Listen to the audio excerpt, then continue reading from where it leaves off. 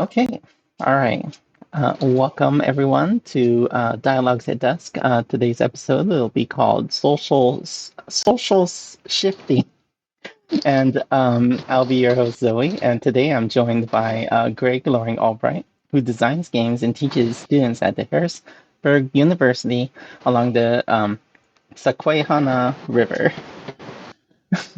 Yes, thank you so much for having me. I'm so glad to be here, Zoe. Awesome. I'm really excited to have you on because you like study and you teach and you do all the cool stuff that I'm like really excited about. Um, Oh, good. I'm so glad. yeah. It was really cool seeing you at PAX Unplugged at the in the game night market with some of our propaganda sheets with you. So Yes, I was so glad you noticed that I had stuck it in my like game design like binder with how I like bring sell sheets and email lists, and I was like, maybe I'll find the right person to hand this to. And I was right next to you and Matt, and I was like, well, these are not the right people to hand this to, but I'm glad you all noticed it. awesome. Did you ever find people to hand those to? Sometimes it could be a mixed bag at these kind of events. Yeah, who did? I don't think I handed that one off to anybody. I think it's still in my binder, but Okay. it'll find a home. Yeah. It'll get to the right place. Yeah. And I see you're wearing the Yeah. cloak that you were both wearing at the Yeah. night market. So Yeah. incredible wizard vibes. Yeah. Matthew always forgets to wear his, but I always remember mine. So good. So, seeing as you saw it relevant to bring some of our propaganda, what sort of potential do you see in unranked games? In terms of less dominant play, sort of social changes that you're excited about or working towards. Yeah, I love both from a political angle and just from a like formal artistic angle. I love what you all are doing. Um, right, politically, obviously, right? Like I'm some flavor of anarchist, and it's so nice to have people thinking about like, what if no one was in charge? What if nobody won? And that's like such a cool. It's so neat to see that just so kind of obviously, not obviously in a derogatory way, right? But like obviously reflected. Like, yes, we are no gods, no masters. What if that also means no winners? It's like such a straightforward move to do, and yet nobody has done it yet. So props to you all for doing it. And then also formally, it's just like, yeah, like winning and losing are such assumed things, and I'm always in favor of, in an artistic standpoint, just like questioning what's assumed and saying, well, what if we didn't have those? So on both angles, I really love the unranked, the multi-victor, all this innovation that you all are pursuing. So yeah, that's really awesome to hear. I just finished reading Thi Nguyen's book, The Score, How to Stop Playing Other I need People's to read Games. that. It's really good. Um, Near the end of the book, he was talking about how some of the professors that he works with, like, um, are teaching like very anti-authoritarian stuff, but the Yes. sort of stuff that the tools that they use in their classroom are very authoritarian. They're very there's one metric by which we're grading you on. It's the metric I imposing on you. like um, I feel like Yeah, I really need to read this book now because I think about that stuff all the time. As a professor, I'm like, I am in this power relationship that I like didn't. I kind of didn't ask to be here. I did, right? It's my job. I decided to go to my job, but I try to whatever. I don't want to toot my own horn. I think about that a lot. Of like when you're teaching someone, there's a power relation, but then like the university structure as it exists in our culture right now just layers on so many other power relations above that that just make it very uncomfortable at times. oh yeah, absolutely. I The reason I brought it up was because I feel like a lot of games are kind of doing the same thing where they're like kind of telling like a less authoritarian, like less like violent, like less dominant based like stories, but they're still going through that dominance based lens. Right. Yeah, I heard. I watched your conversation with Eric Ditmore talking about adulting and how he pivoted that game and was like, yeah, people were like, well, I'm the best at adulting. It's like, yeah, that's a weird way Yeah, to think about it. Like, yeah, Yeah, I really loved I love the work that Eric's doing. His games are really awesome. But we're not Totally. here to talk about Eric's games. I want to hear about your games. Okay, Eric had his fine, if you time in this. insist. He had his time in the spotlight. That's right. I want to ask you about keeping the faith. Just to establish some context, would you mind telling us a little bit about that game? Yes, yeah. Keep the Faith is my storytelling RPG board game hybrid put out by Central Michigan University Press. It's like just shipping to backers in like the past week or so. I think it's going live for non-backer orders at like the end of March. And it's a game where 2 to 5 players tell the story of a religion as it evolves over 500 years. And so it is a multi-victor game, although I, in true inspired by lunar punk fashion, don't use the words win or lose. But structurally, at a formal level, multiple players can win, and that has no impact on whether or not other players can win, can achieve their goals. So it's a story game. It takes about an hour to an hour and a half to play, and you talk a lot about things your religion believes and ways that those beliefs are made manifest in the physical material world. Awesome. When I saw that like you had the rule book and like the screen top available online, and I was like Yes. looking at all the parts, and I was like, oh, this is really cool. Oh, Um, thank you. That screen top might be a little out of date, but most of the stuff should be correct. yeah, it felt a little prototypey. I suspect the copy that I Oh yeah, the pre-ordered art the will art look. design is not there. The graphic design is not there, and some of the rules are a little out of date. So when I originally uh, I heard that this game originally started as more of a traditional board game, but eventually you wanted to start taking Yes. it in a more narrative direction. Um, and that Yeah. kind of landed you on the current goal system that you have. Is that right? That's right. Yeah, I started when I was just noodling around with this. It was in my folder for a long time as religion game, and then for a while I had religion game, board game subfolder, and religion game RPG subfolder, and I was kind of developing them in parallel. Um, but the board game one was directly inspired by reading some of Cole Worley's early journals about design diaries about Oath before it came out, um, and just like thinking about this notion of like institutions evolving at greater than human timescales and modeling institutional change over time in a game and stuff like that. And so I started by making a board game because that's mostly what I do.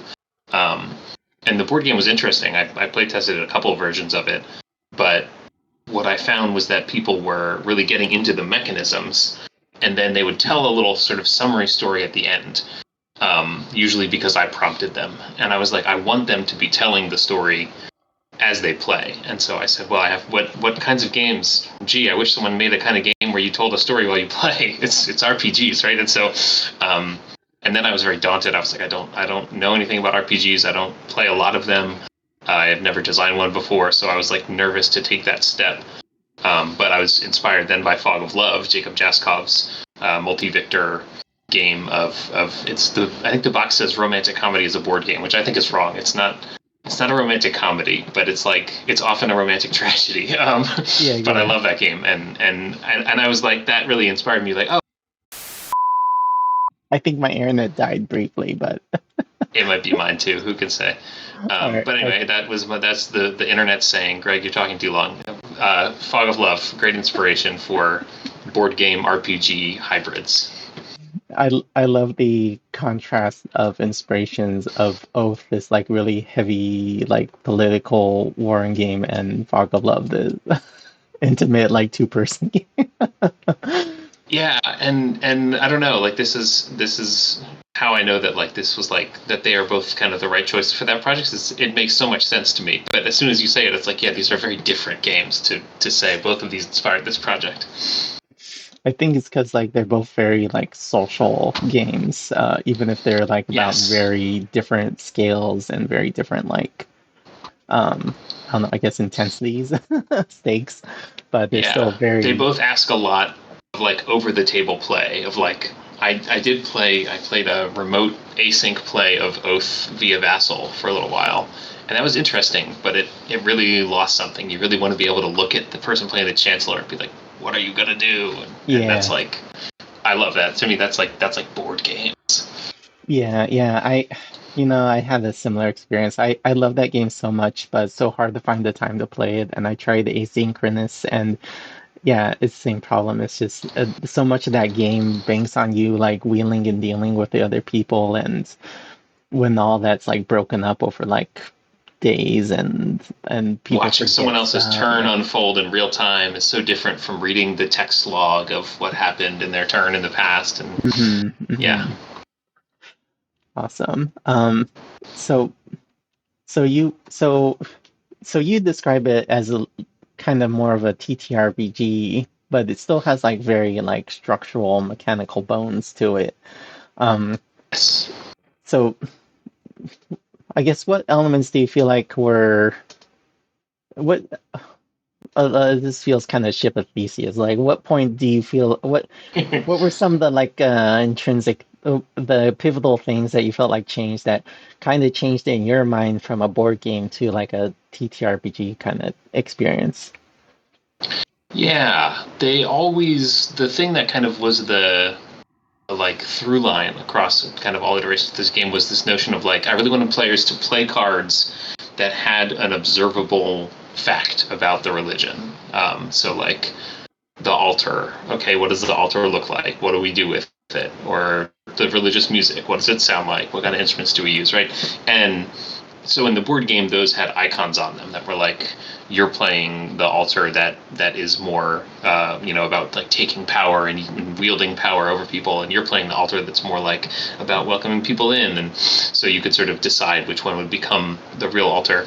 um, but then I kind of did away with that whole suiting system, and just left that up to the players. And now in the game, there's a ring of 6 values, and you play a card to a value, and you say, well, this thing expresses this value. The way we dress is about our sense of hiding in the shadows and wearing big purple cloaks. And so that moving that energy of like aligning ideas to material realities, I put that in the players instead of in the game system. And that's kind of, I think, where the big shift happened from this is not a board game anymore. The system isn't doing it. The players are doing it. There's still a lot of Oh, I system. see. The system still does a lot and keep the faith, especially for like RPG players who play it are like, wow, it's so board gamey. And it is. But that I think that meaning making happens at the player level. You can play. Yeah. Yeah, I see what you're saying now. Because like every time you play a card, it has like a prompt for you to like describe like how because like yeah, I could see how like if you're providing the context like in terms of like flavor text and suit and stuff like that, then you don't give the players that opportunity to sort of like justify like why they're playing it to that particular sect. Like I was really inspired by like PAX games, like PAX Pamir, mhm. where it's like, okay, I build up my tableau, and my tableau says something about me based on what suits I have. And so in the board game version of Keep the Faith, it was very much like, well, I'm a power hungry bastard, and that's what all my cards are about.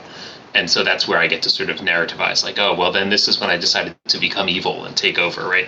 But that moment didn't happen at the play of a card. It happened at the end when I sort of observed my tableau and was like, wow, I'm evil.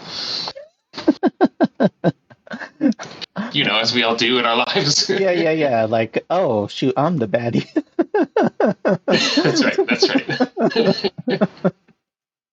Um, this feels like a good segue into this thing I wanted to ask about. I I listened to your interview on Beyond Solitaire, and at one point you were talking about how your feelings towards like religious like people had changed and evolved over time.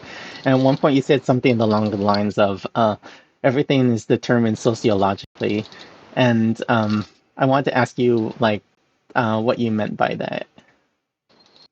Yeah, I meant that um, like I grew up in a fairly conservative Christian household, and we were taught that, like, well, some things are this way because that's what God said, and that's a pretty straightforward way to think about things. It's also very complicated, right? There's a whole field of study called theology that assumes that's true, and then you get into these really interesting, complicated questions. But coming into more of a materialist conception of the world, I realized, and I mean, I guess you can say this. Hold on, let me not talk myself in circles. Even if God said it in a language that has developed over time through, people saying things, and words have a crude meaning, not through divine word godness, but through social action happening. And so I guess doing a PhD in a social sciences program really put such a fine point on that for me, that, like, anything that we say, oh, it's this way because it's this way, probably it's not. Like, maybe there are some things, I don't know, but everything is up for debate and up for grabs. And even if you think, okay, there is a real God out there who is doing things, that God has to act through people, and so this sociological lens still obtains. Yeah, like everything, all those behaviors that or all those beliefs that you picked up about God were kind of picked up from other people who at some point picked it up Yes. from what they thought was God. And so, like, all this stuff kind of comes from other people who came from other people that came from other people. So Right. That Yeah. was like, So there's no, maybe to put it in my sort of more my field of study is media studies, right? And so we would say in media studies, well, nothing is unmediated. nothing is unmediated. As in, like, I'm sorry, would you mind explaining that? I want to make sure I understand. Like, sorry, like the unmediated would be just like God zaps truth into my Oh, brain, okay, okay. and I'm like, oh, right, I have a revelation, a Yeah, yeah, transcendent yeah. moment of revelation. Um, but how am I expressing that revelation? Through language, through images, through Mhm. art, through typing things into computer, right? And Yeah, yeah, so yeah. the minute I have to get it out of myself, suddenly it becomes mediated. So everything, there's nothing unmediated, right? Got it, got it. To pass meaning through to you, even if we're sitting in the same room, which we're not, but there's still the medium of the air in between us that we have to pass the meaning through. Right, right, right. Okay, yeah, okay, I get it. Yeah. Like, yeah, there's no like unfiltered like thing that like everybody is like cognizant of. It's like all has to get passed around socially. Uh, Right. yeah, that And so Keep the Faith is kind of, this isn't like the top line thing of what Keep the Faith is about, but it's kind of about that fact, right? Of, like, the game is mhm. about putting that filter front and center on display and being like, remember, there's a filter here. Yeah, that was one of the things that really caught my attention. Was that like in between each round, you're meant to read aloud this like passage about how a century has gone by and everybody from the previous round is dead. So you're not like Yes. playing as like a group of people per se. You're playing as like almost more like an ideology or like maybe like a like a contiguous social like a like uh, of Exactly. of that sect over time. So I think that's really fascinating. Well, thank you. Yeah, Yeah, it's one of the harder things to teach. Well, it's not one of the harder things to teach. People understand that, right? You just described it very succinctly and clearly. But when you're playing the game, it's hard to remember, like, I'm not the character who I was in the first round. I'm some sort of, yeah, like, philosophical descendant of that person.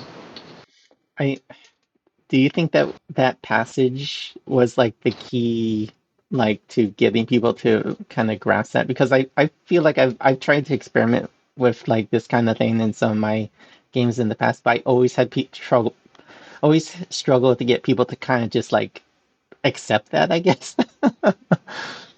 I think it does have. I had a draft or two where I was experimenting with how much I wanted to make people read aloud. And I wish I had, like, an exact title to cite, but I was, like, listening to some actual plays and reading some RPGs, and RPGs do a lot with, like, read this aloud right now, and board games don't, or sometimes even if they do, people will ignore it because board gamers are like, let me just get to the game. And RPG players know not to create this divide, right? There's plenty of people who cross the divide, but whatever. But RPG players know the game is about the talking. And so if the book says, talk these words out loud with your real human mouth right now, that's really important. So, yeah, I think that helped. And I also think it helps that the game is about religion, which kind of already cues people to be thinking at like a greater than human time scale. Whereas if I was making a game about like, I don't know, the evolution of snacks, like if I start thinking about snacks, I'm not like, yes, the philosophical lineage of the generations of snacks. It's like conceptually it would work, right? But people aren't thinking like snacks. Wow, the history. Yeah. Oh, the evolution. I've seen Matthew do this in some of his games where you're meant to read aloud some stuff like in his game Feeble Beetle. I don't really want to spoil it. But he also does it in Hollow where when you like reveal your like darker side, you're supposed to read aloud your like new victory condition. It's a great way to like emphasize something in the middle of the game and kind of remind players of like some key thing that you want them to keep in mind. I like that. And it really breaks the drama of like, I am not controlling myself anymore, right? I'm using, and going back to mediation, right? It's like I, the designer, then get to speak through the players and say, and all the other players at the table are like, oh, we're getting some sort of revelation from the designer of like, these are words that they wanted us to say out loud. Yeah. Awesome. Um, Pivoting to something sort of different. In the past, I've known you've said that something along the lines of that board games can't necessarily change the world, but you still believe that we should make games with like the goal of like benefiting society of and and things along those lines. And I know we had like originally planned a potential talk about this at PAX Unplugged, but would you mind giving like a brief like explanation of what you mean by that? Yes, totally. And I'm so sad we didn't get to do that panel. Unplugged, notoriously unfriendly to anything even remotely academic-y sounding. I've tried to, and myself and various other game scholars have tried to pitch panels at PAX Unplugged, and nobody has gotten one through yet, as far as I know. So maybe one day we'll figure out the magic trick. But anyway, yeah, this idea. Yeah, that's right. Every year I try to find a new angle. But this idea of like, that games can't change the world is kind of intentionally a provocation, right? Like I don't actually believe it as strongly as maybe I say I do, because I'm trying to get people thinking about like, what do games actually do? And a lot of this was inspired by my friend T.L. Simons, who's the lead designer on Block by Block, who invited me to co-design with him. And we were talking a lot about like what good is it to do this, right? Like, we could be out in the streets fighting fascism. We're making a board game, and is that really a worthy use of our time? Shouldn't we be doing something else? I don't know if I have an answer to that yet. I try to do both things, but where I come down on it, and I wrote a little zine about this a little while ago, and that helped me clarify some of my thinking. But I think board games are really good at modeling and critiquing social systems, right? Which is a phrase I'm stealing directly from the subtitle of Amabel Holland's book, which is great, Cardboard Ghosts. They're really good at giving people like powerful language to use. Like we talked about, like making people say words, right? When people play Block by Block, they talk about pushing the police out of our neighborhood. Wow, cool. Yeah. Cool words to be saying. And they're good at, I had 4. Shoot, let me see if I can remember all 4 of them. They're good at gathering people together, right? You have to get together, whether remotely or together, which is the one I like better. And they're a good creative outlet. I think people should make board games just to do it, just even if they're not ever going to become a published thing, or even if they're not ever like, I'm a game designer, like they should still do it because it's cool and fun to try something new. Yeah, the joy of the craft is important. Right. That's awesome. Oh shoot, I had a train of thought and it slipped away. Sorry, this is me babbling on academic No, style. no, no, I love it. I remember now. It makes me feel so much more justified than what I'm doing. And I was, when I was writing this little piece, I was like, I don't just want to be like patting myself on the back, be like, no, it's okay. Like I was trying to actually interrogate this and be like, should I just stop? Hmm. And I don't think so. I do think games. I don't think games can change the world in the way that the sort of like maximalist, like games for change rhetoric sometimes says. Um, but I do think that it is worth making games, and it's worth making games about serious social topics. Oh yeah, And I think if I had to pick one point of those four, I think Amabel's point about model and critique systems is one of the best. Of like, games are themselves systems, and so if you want people to understand a real world system, making a board game about it is a really good way to educate them and get them to start seeing systems everywhere. yeah, yeah. It's incredibly powerful as a conversation starter. I used Totally. to kind of think that like games that were like too on the nose on like the sort of social change that they were like critiquing or like interrogating were not as effective because you wouldn't necessarily get those in front of people. But I mean, like you a progressive person could bring it to your maybe not so progressive friends and like at least start a conversation with them. They're Right. always they're always pushing games that I'm not a big fan of on me. I could do the same to them, and and Yeah, then exactly. have put And playing. you gain the power of that phrase that those of us who make serious games and like love games hate, which is, oh, it's just a game. It's like Yeah, yeah, I yeah, put Block by Block down. Somebody's like, I'm afraid of it. I'm like, it's just a game. yeah, Just yeah, try it. yeah, yeah. Yeah, it was awesome playing I had played block by block with some of my friends who are not like they're not like conservative, but they're not like left leaning either.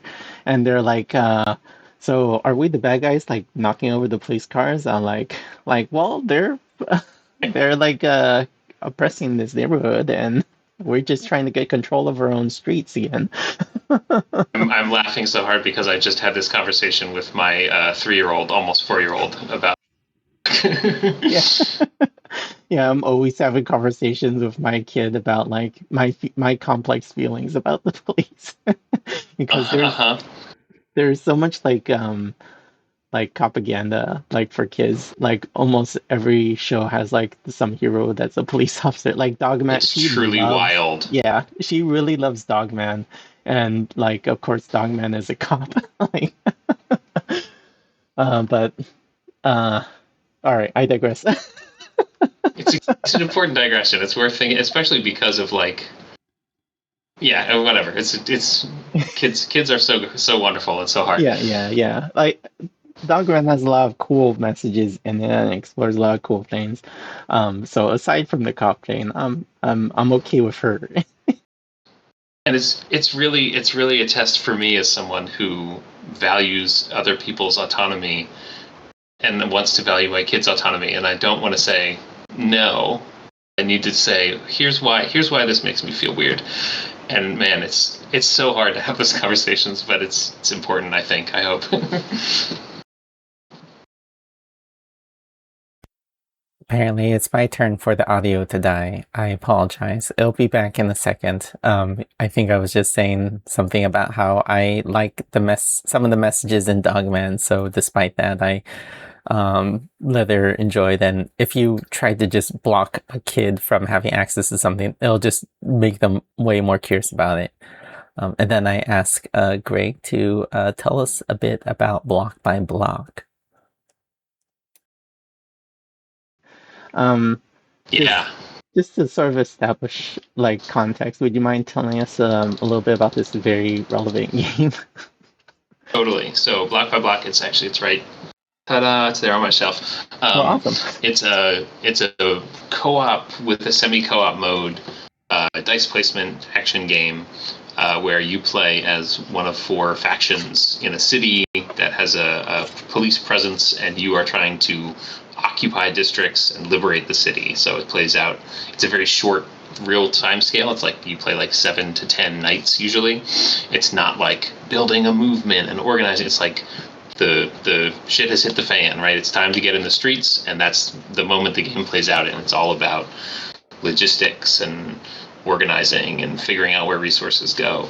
And yeah, it has a semi-co-op mode, which is a pretty straightforward kind of hidden trader style semi-co-op where you deal out cards and it's like, you're the good guys, you all win together, and then someone's like, you have to do this one thing, and if you do it, you win and everyone else loses.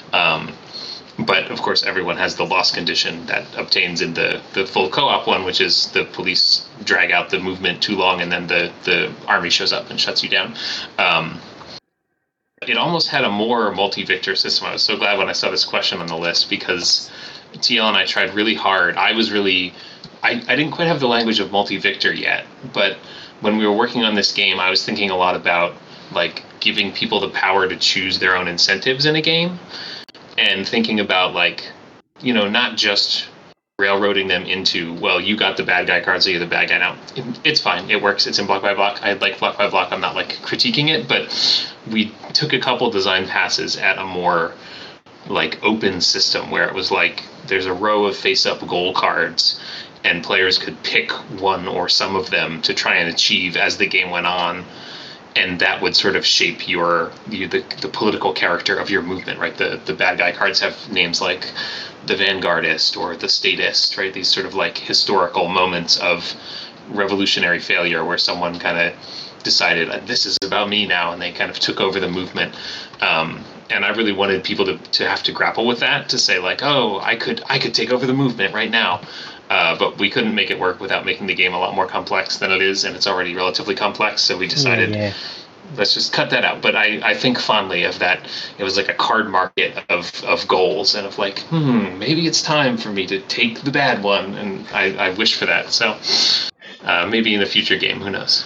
Yeah. I don't think about like making like house rules for a lot of games, but block by block is one that I think about a lot. I think about like how could I make this like a more multi-victor where like nobody ever gets put in a position where they have to make the others lose. Like maybe if everybody had maybe if everybody got like a like the cooperative one, but also had like a trader one so they could like choose. I don't know.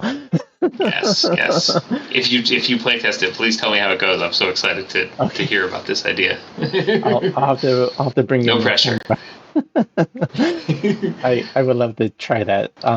It's a fun game to bring out, and it does really feel like an important game right now. Yeah, for real. I was at an event talking about Keep the Faith, and somebody's like, "Oh, you did block by block. Like, would you put out like a new edition with like all this ice stuff going on?" And I was like, "You don't need to. Like, Yeah, it's about that. Like, that is the same shit. Like, that's what's happening." Yeah, you could like without like the context of if you hadn't known that it was inspired, I forgot. T.L. Simmons was inspired by something that happened like much longer ago. But if it's been 3 editions, and the first one was very much inspired by there was a Oaxaca teachers protest that sort of spun up into an insurrection in Oaxaca in southern Mexico, and TL was actually in Athens in Exarchia, which was the police killed a kid in this neighborhood, and the anarchists in Greece like took over this part of the city for like a long time. So those two movements kind of inspired the first edition, and then the Occupy movement in the U.S. kind of inspired the second edition. And then the third edition, TL approached me to join him to make an expansion for Block by Block that then became the third edition right before the George Floyd protests in 2020 spun off. So people are always rising up. Yeah, it's history repeats itself. Truly. Yeah. Awesome. I really love I think one of my favorite actions in that game is like the loot action of yes. how you could like do this sort of less destructive like graffiti action to sort of like establish more mutual aid type stuff. Like that's another game that like raises like really good conversations. I'm so sorry about the audio issues. Greg was talking about how mutual aid was, and still is, an important concept in the discourse at the time that T.L. Simmons and Greg were designing Block by Block. And he was also name-checking Dean Spade's book, Mutual Aid, which another great recommendation. Okay, thank you. And as you said, when you take those actions, you could take the more destructive version and just get a card right away. But if you build your engine, suddenly you're like swimming in cards, and you're like, yeah, we did it. Yeah, it's awesome. And it's it's like it really did happen around the like I remember these conversations kept coming up over like during the George Floyd protests of like the people who were like looting stores and like all of that is it's always bad and and they're hurting the movement, but like there was like more complexity to it than that, and like this is like an example of a game that kind of like brings that like nuance like to surface, like at least starts like a conversation about it, I feel like. Yeah, we talked. I was, being a media scholar, was very interested in this notion of like, oh, are you taking certain actions that turn the people against you? And TL was like, no, that's not what this game is about. And he was very much about like celebrating a diversity of tactics, right? Which is the kind of common phrase that gets used of like when the people are in the street, people need to do things, and the movement, the sort of broad anti-authoritarian, anti-fascist alliance should defend itself and its members, and not accept the wedges that people try and drive in between us. And I think it's been really cool seeing stuff happening up in Minneapolis where that fracturing of the movement hasn't occurred despite media attempts to do it, right? The solidarity is strong up there. Yeah, it's like thank thank goodness they've been it's reassuring to hear them like still trucking, I guess. It's a horrible situation, but like um I'm just glad that they're fighting back. Yeah, and I mean that is the, not to turn this into a political discussion, but whatever, everything's political, right? It's like that's the history up there. I read this really interesting book a while back called "It Didn't Happen Here: A History of Socialism in the U.S." and it sort of put European communist and socialist uprisings and sort of said what was happening in the U.S. at this same time, which is not often. I don't often see histories presented that way, right? It's like in the middle 1800s, Europe is like the hotbed of socialism, anarchism, communism. They, most of them failed, but they were trying things. And in the middle 1800s in the U.S., it's like the Civil War is about to happen. That's just like they feel like two totally different worlds. Anyway, this is a long way of saying in that book they talked a lot about the North Central U.S. as kind of the home of socialist emigres from Europe, and that there's this strong history of organizing and leftism up there. And I was reminded of that book when I was like, oh yeah, Minneapolis, right? That's where it is. That's where there's this long, century-long history of people doing this work, and it's paying off now, and hopefully doesn't have to keep paying off, but is very inspiring to see. Yeah, right. It happened again, and this is the last time, I swear. I said something like, I didn't know what happened here. And then I asked a very off-topic question about Greg's dissertation about the way we play games digitally versus physically and how it was going. Yes, that's right.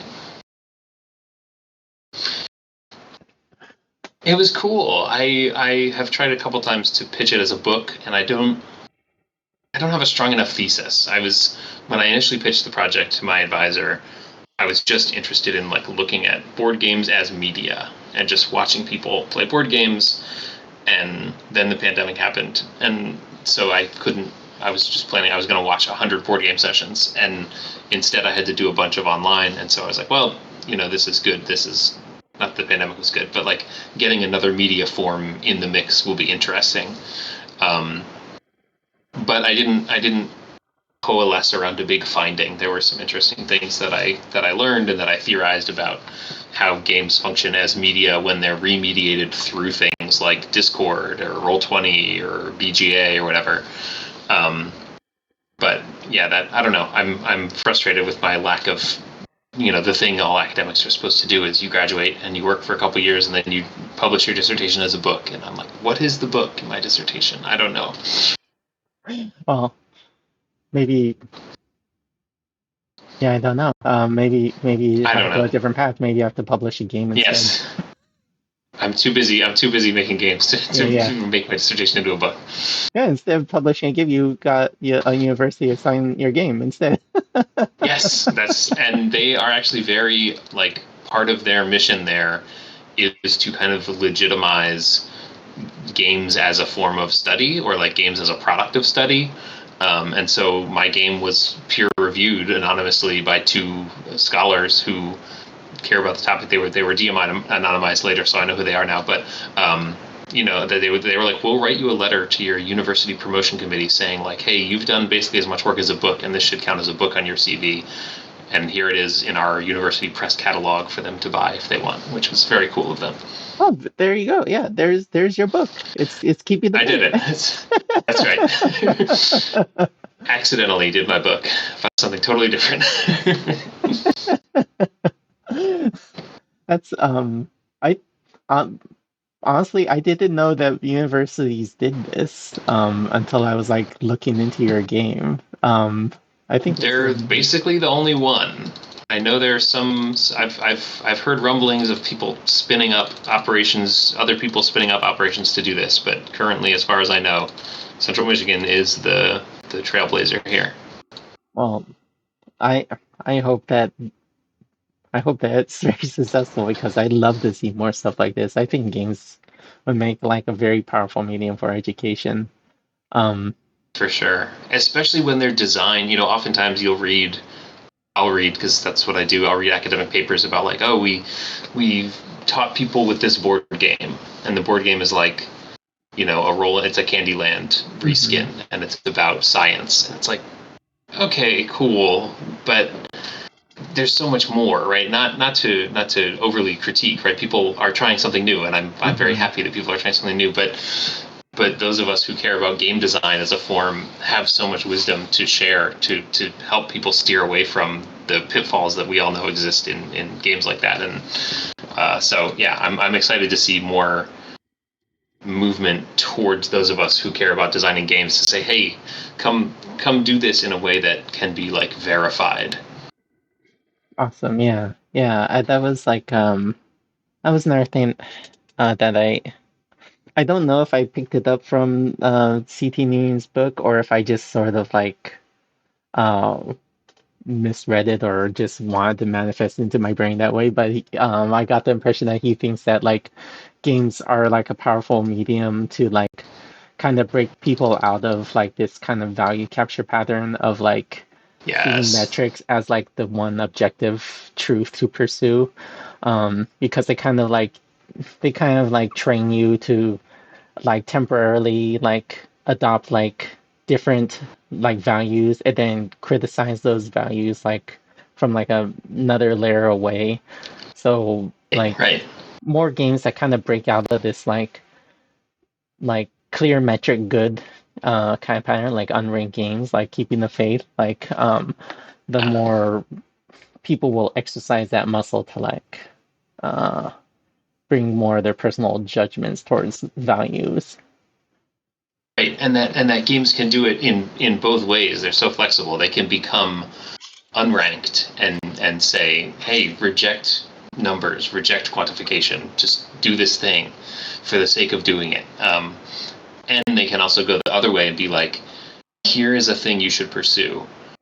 It's bad to pursue it, but the game's going to make you want to pursue it anyway, and you're going to try, games like John Company or any game that's like a critique of capitalism is like, yeah, I do it and feel bad about doing it, and Yeah. they can do both sides, which is so cool. Yeah. I I like I like love and also don't love those kind of games.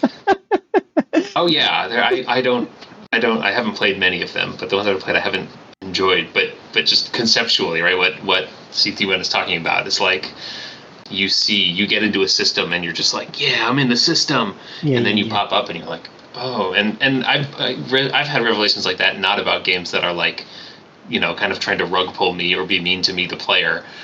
But I'm just like, yeah, I just unthinkingly adopted this game's value structure. What else in my life is encouraging me to unthinkingly adopt a value structure, right? And that kind of move it's never easy to get somebody to make, but games can help people make that move. Yeah. I the game that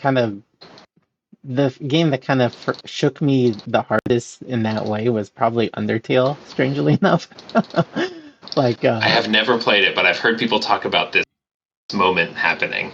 yeah, there's um like especially if you play like the so-called like genocide route in that game, like it's very much like a like are these the metrics you want kind of game.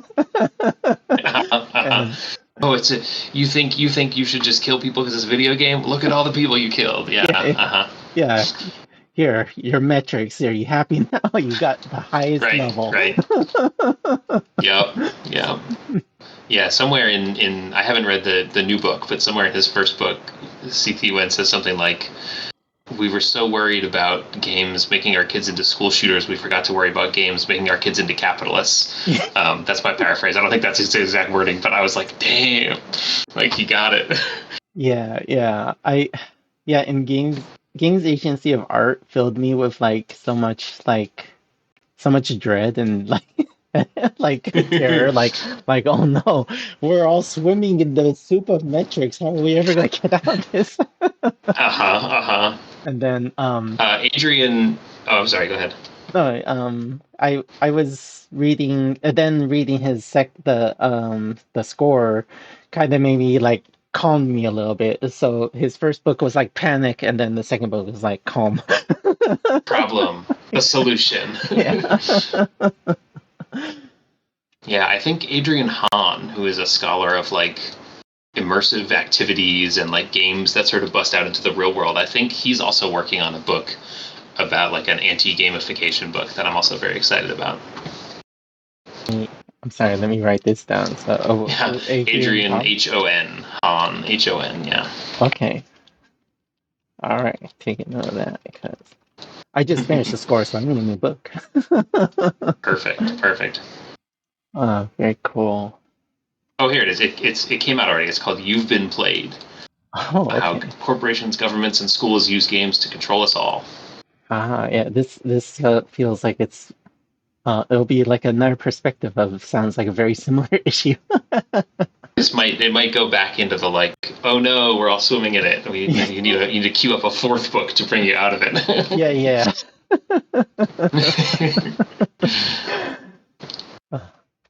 Very cool. Thanks for the recommendation. I'll have to check that out. Of course. All right. Well. Yeah, I haven't read this book, so I can't say it's good. But I've read some of his articles and blog posts, and he's always going to cool immersive events and posting about them on Blue Sky. So. Oh, very cool. I like reading what he writes. I feel like Thi Nguyen is the only like feels like the only other person that's like ranting about this stuff. So I've been like reading or following everything that he does. But I'll have to follow this person like a stalker as well. Awesome. Very cool. I don't have any other questions. If you have anything else that you would like to talk about. What else do I want to talk?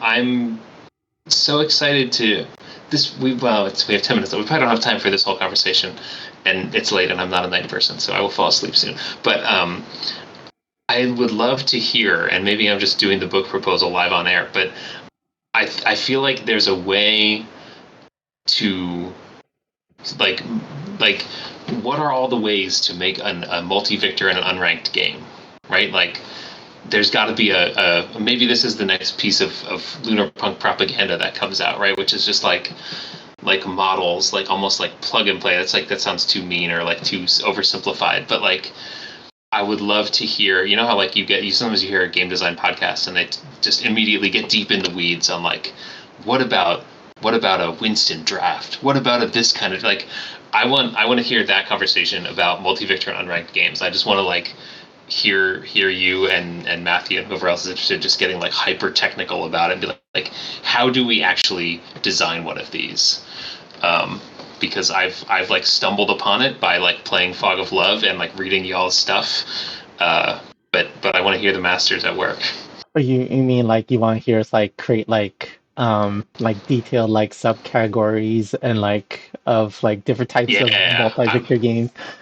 You I'm a know? sucker for taxonomy. As an academic, one of the things you learn is like they're all wrong or they're all only fit for like one or two purposes, but I still just love a tree of like this one is like this and this one is like that, and like I just less selfishly, just me wanting to take it in. I think this could be a useful tool for propagandizing designers who love winners and losers to say, look, here it is on a platter. Like, grab one of these like formats, drop it onto your game you already have, and see what happens, and just open their eyes that way. I may be being too optimistic about the power of propaganda to change the world, but That is an interesting idea. I do think that a lot of people kind of like struggle to like understand what the deal is with these games when they first hear about it, because there's not like a ton of like published examples. So it would be really useful right. to have um like I don't know, it's like yeah, like what you're describing, like a list of like these different sort of genres or like scenarios. I could think of them almost like here's like a prisoner's dilemma style multi-victor game where the players are in a pit Right. and and if they cooperate more of them will get out, but like yeah. And now here is a like a I don't know, like another dilemma type of like multi-victor game, or like a intrinsic value victorless game where like Right. the act of playing creates like a beautiful thing that players like intuitively want to engage with and don't need to be given like a concrete quantitative goal to like pursue stuff like that. Right. Yeah, Because it's like I can, as you're describing these, right? I can imagine games that exist elsewhere or in y'all's catalog that fulfill these, but sometimes it's like I don't have time to play the game, or I don't own the game when I'm ready to play it, and having it written up somewhere just as like a thought experiment of like I don't know. I think this might be a way to get more people into this. There's like how many blog posts have been written about combat system? Like yeah. we It's true. It's true. I don't know. So this is not this has become me telling you what to do, which is not what I meant for it to be. I'm just telling you what I'm excited to hear from your channel going forward, because your manifesto, your post you made that I've cited it in a couple things. I love reading it, as you said at the start. I love carrying it around with me to give to people, and I want more of those things out there. Awesome. It makes me really happy to hear that you're also excited about this like concept, and it means a lot to me.